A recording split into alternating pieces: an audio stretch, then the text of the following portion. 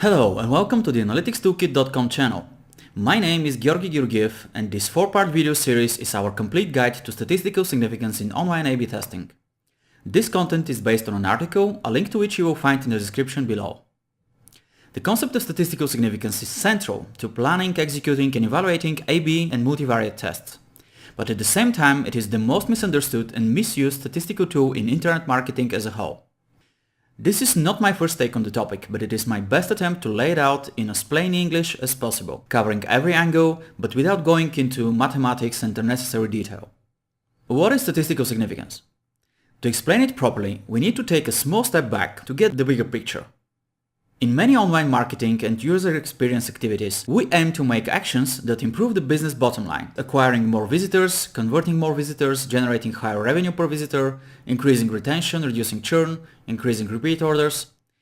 However, knowing which actions lead to improvements is not a trivial task. This is where A/B testing comes into play, since an A/B test, also called an online controlled experiment, is the only scientific way to establish a causal link between our actions and any results we observe. You can always choose to skip the science and go with your hunch, or to just use observational data. However, going the scientific way, you can estimate the effect of your involvement and practically predict the future. In an ideal world, we would be all-knowing and there would be no uncertainty, so experimentation will be unnecessary. However, in the real world of online business, there are limitations we need to work with. In A/B testing, we are limited by the time, resources and users we are happy to commit to any given test. What we do is we measure a sample of the potentially infinitely many future visitors to a site and then use our observations of that sample to predict how visitors would behave in the future. In any such measurement of a finite sample in which we try to gain knowledge about a whole population and or to make a prediction about the future behavior, there is inherent uncertainty in both our measurement and our prediction. This uncertainty is due to the natural variance of the behavior of the groups we observe. Its presence means that if we split our users into two randomly selected groups, we will observe noticeable differences between the behavior of these two groups, including on key performance indicators such as e-commerce conversion rates, lead conversion rates, bounce rates, etc. So, even without doing anything different to one group or the other, they will appear different to us. If you want to get a good idea of how this variance can play with your mind, just run a couple of a.k.a. tests and observe the results over time. Most of the time, you will notice distinctly different performance in the two groups, with the largest difference in the beginning and the smallest towards the end of however long you decide to run the test. It is precisely this uncertainty, coupled with our desire to have a reliable prediction about the future, that necessitates the use of statistical significance, which is a tool for measuring the level of uncertainty in our data. But how does it help us quantify uncertainty exactly? In order to use it, we design and execute a null hypothesis statistical test, which is a case of reductio ad absurdum argumentation. In such an argument, we examine what would have happened if something was true, until we reach a contradiction, which in turn allows us to declare it false. So, first we choose a variable we want to measure our results by. Let's use the difference in conversion rate for some action such as lead completion or purchase, and let's denote it by mu. Then we define two statistical hypotheses covering every possible value for mu that we might observe.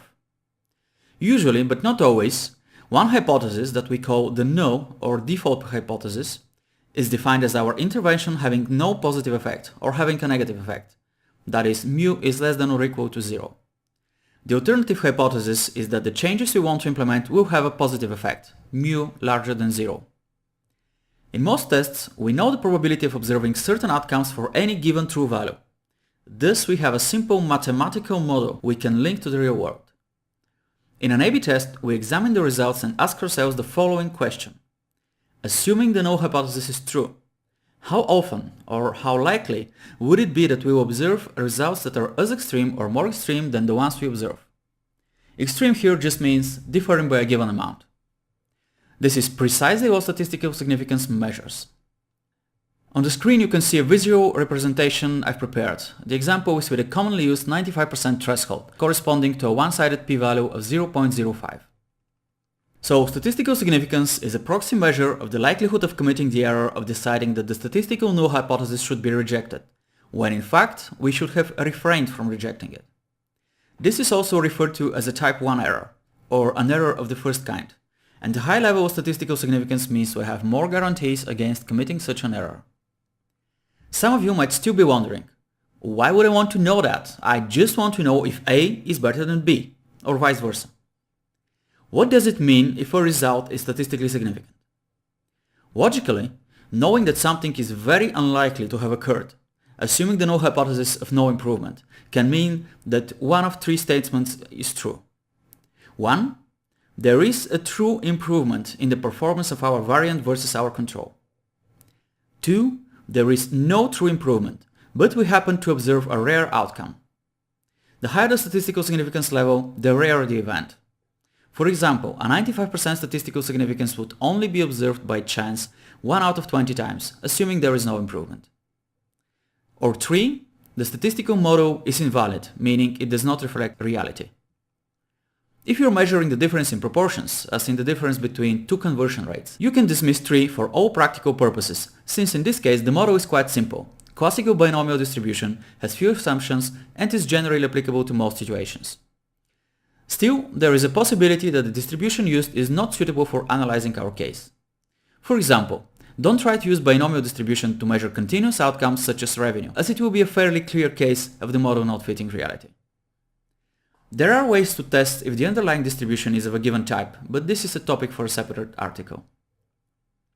So, knowing that a result is statistically significant with a p-value of say 0.05, equivalent to 95% significance, you have a 1 in 20 chance that you would have observed what you observed due to natural variation alone. It is your measurement of uncertainty. If you are happy going forward with this much or this little uncertainty, then you have some quantifiable guarantees related to the effect and future performance of whatever you're testing. It is probably as good a place as any to say that everything I state here about statistical significance and p-values is also valid for approaches relying on confidence intervals. Confidence intervals are based on exactly the same logic, so what is true for one is true for the other. I usually recommend looking at both the p-value and the confidence interval to get a better understanding of the uncertainty surrounding your A/B test results.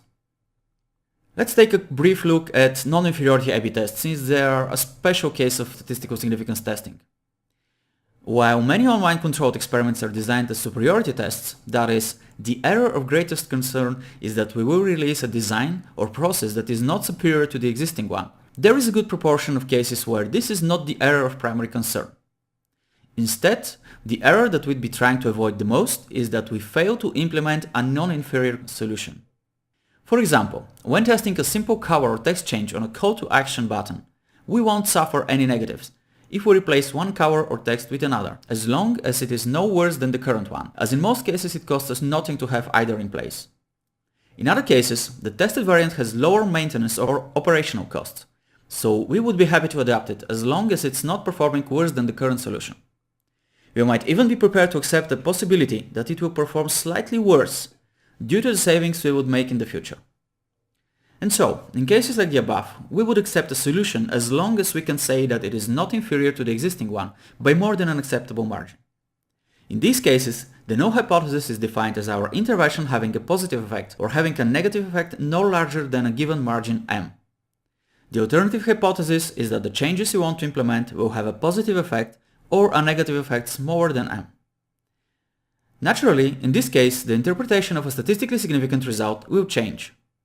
If we observe a statistically significant result, the conclusion won't be that there is true improvement of a given magnitude, but that the tested variant is just as good as our current solution, or better, and no worse than our chosen margin m. To learn more on how to use such tests to better align questions and statistics in A/B testing and to speed up your tests, consult my comprehensive guide to non-inferiority A/B tests, link below.